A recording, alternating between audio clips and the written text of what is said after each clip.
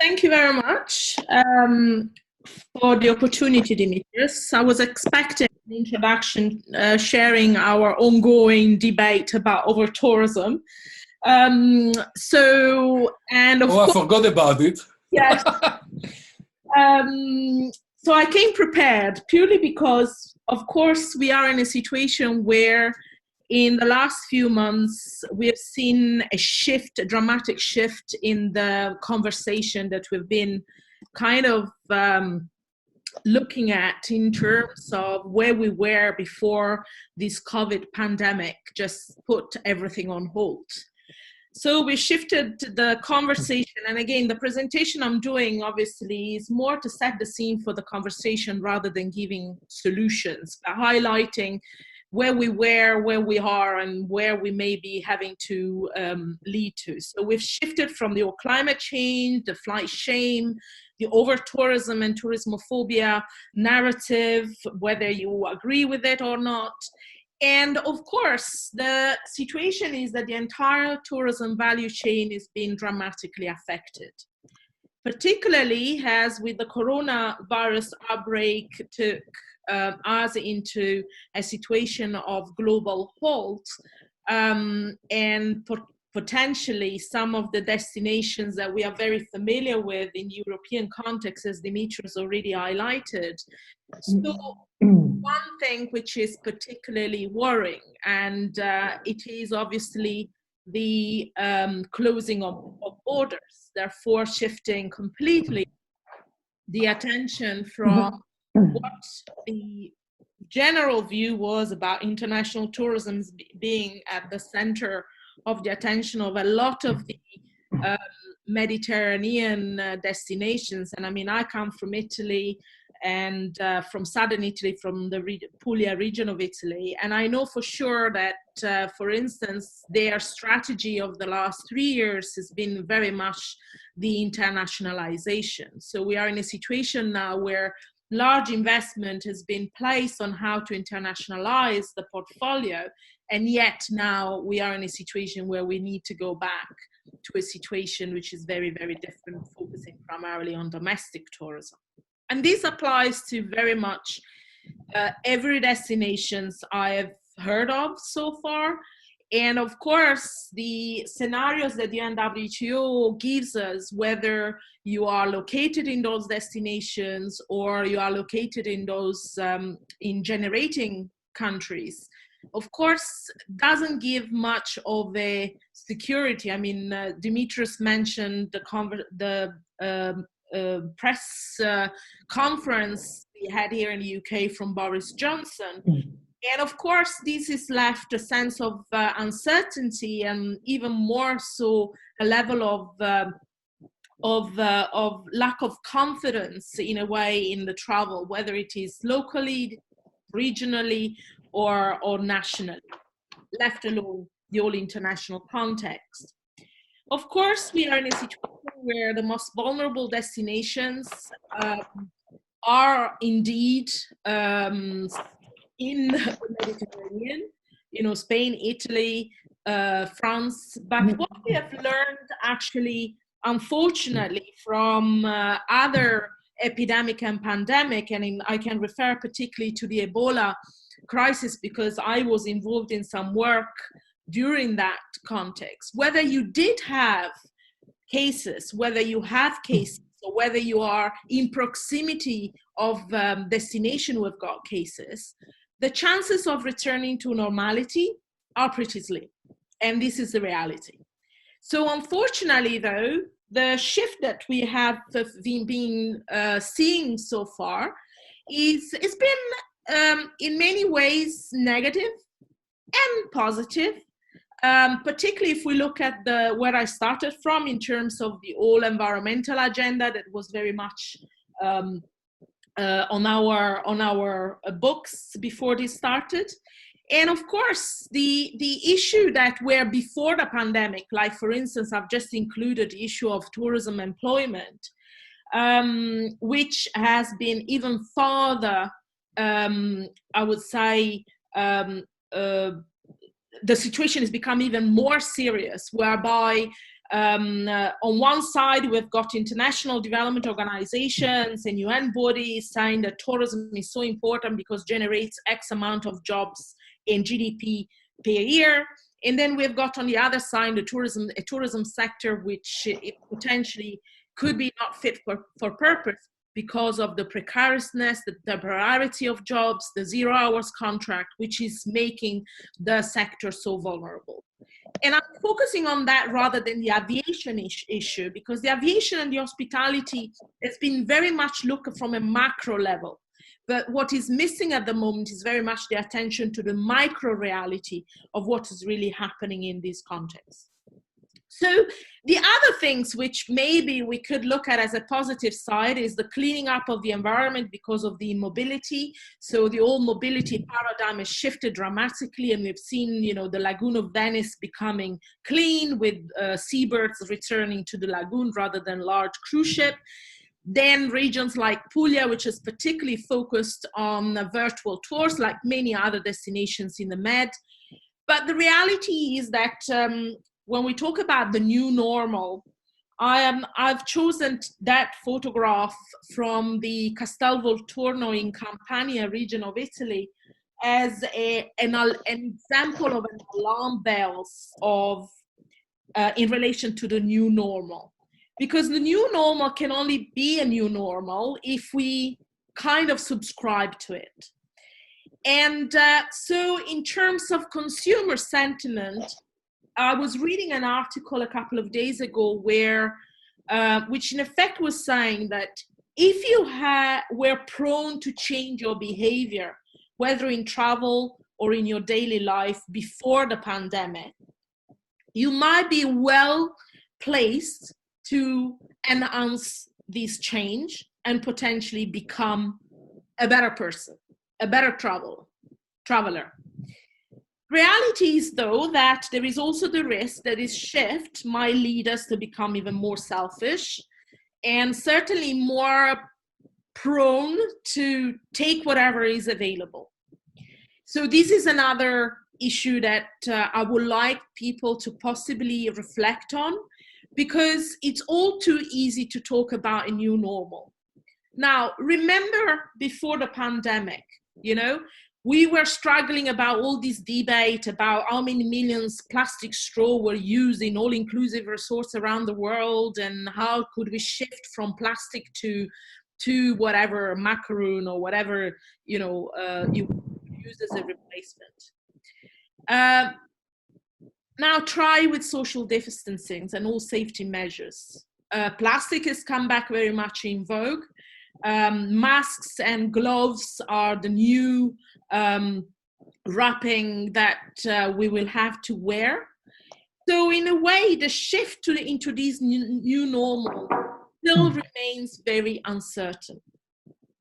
Of course, another issue that we need to think about is that where lots of people are saying that where there is a crisis, very often there's an opportunity. And of course, in the 2008, after the 2000 economic crisis, we had the Airbnb was born. And interestingly enough, although the idea of Airbnb, and I'm emphasizing the word air because it was all about sleeping on an air mattress in the initial period, has obviously created a number of other issues. What the virus has created is the opportunity to look at how do we revision and de-risk the sector with innovative ideas. So the idea is that we started with the maximizing visitor experience as a main focus, and we have shifted very rapidly on how maximizing visitor safety is. And of course, Airbnb, the hospitality industry, the aviation industry are all launching a number of measures potentially to comply to this. But I would like to highlight this conversation that many of us who are here today, who may be part of a China network, was very much put to the fore. And it made me reflect on what pretty much a lot of us have been in agreement about, the importance of looking at less quantity, more quality, more shared values and better job. And I particularly like the fact what Professor Antonio Paolo Russo from University of Rovira in Virgili in Spain highlighted, is the fact that maybe this is the right time for the tourism industry to lose some weight. And what I mean is to, you know, if you look at using health-related terminology, you know, losing weight sometimes can be good for the health of a person, and so equally for the health of a sector. But in order to do this, we really need to look at public policies and new consensus on what good tourism is. Because if we kind of continue to disagree on what good tourism is, for the sake of our own achievement. I mean, and interestingly, you know, you've probably seen, if you're an academic, the number of special issues on COVID-related call for papers and chapters and the like, which have emerged. Reality is that if we don't start from somewhere having a common agenda, it might become very complex and very even further confusing on how we move forward as a cohesive group of experts. So the idea is to understand, and I'm near completing what I'm trying to say, is about rethinking what we've been working with so far. And sometimes, you know, I hear domestic tourism repeated like a broken disc in whichever context we are operating. But maybe we also need to look at whether there are opportunities to reopen the markets to economic migrants. And I mean, people like myself and Dimitrios are a typical example. We are really hoping that we're going to be able to go back home for our holiday, possibly in our second home or our family home back home. But this is not only about me and Dimitrios. You've seen what has been happening with the German market, asking their government and to negotiate with governments of Spain, for instance, for their second home in the Balearics. And also understanding how the whole shift from a traditional market, what we were used to, could mean, should transition into the next generation. And of course, you know, when we talk about domestic market, interestingly, we need to understand what is it that we are going to be refocusing on. And the reason why I'm putting this is not for mere self-promotion, but it's actually sharing a personal experience that may make us reflect.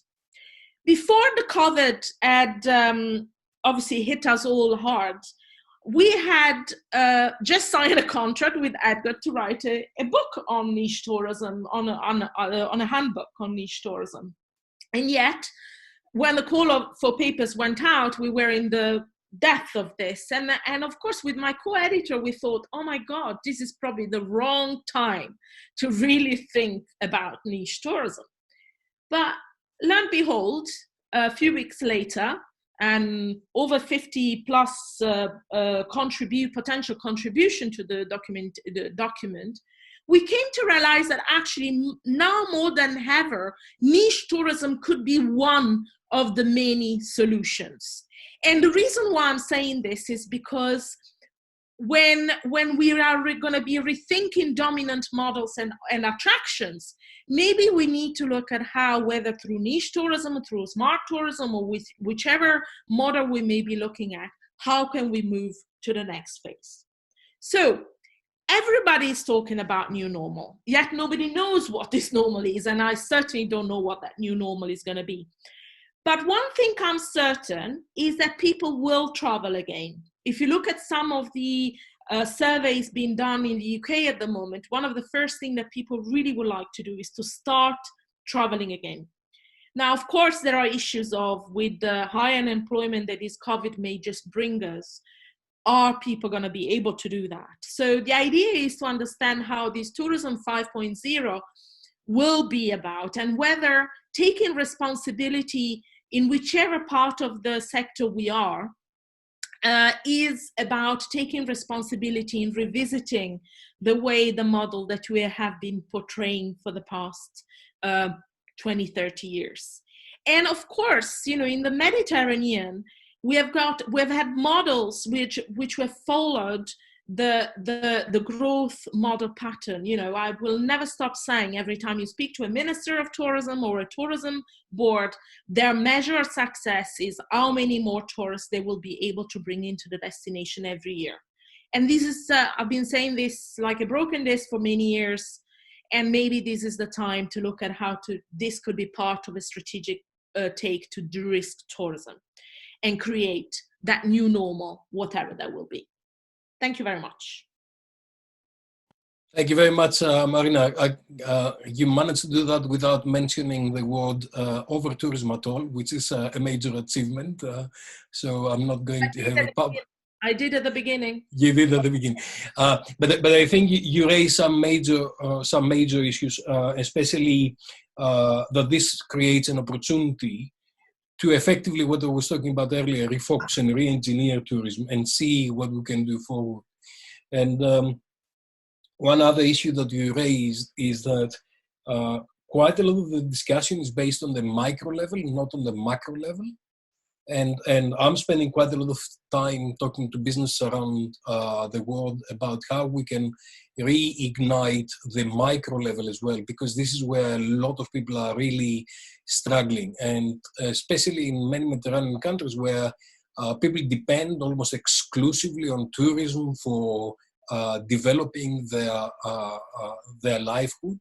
And for surviving in the future, this is really critical. I was speaking to my friends in Corfu and my friends in Kos and in Rhodes, and they were telling me that 75% of their GDP is depending on tourism. And then I was talking to my friends in Bali, and they had exactly the same situation. And there are a lot of issues about sustainability as well that actually is supported by tourism. Thank you very much, Marina. I think that was thought-provoking, and we'll go back and we'll have a more conversation later on.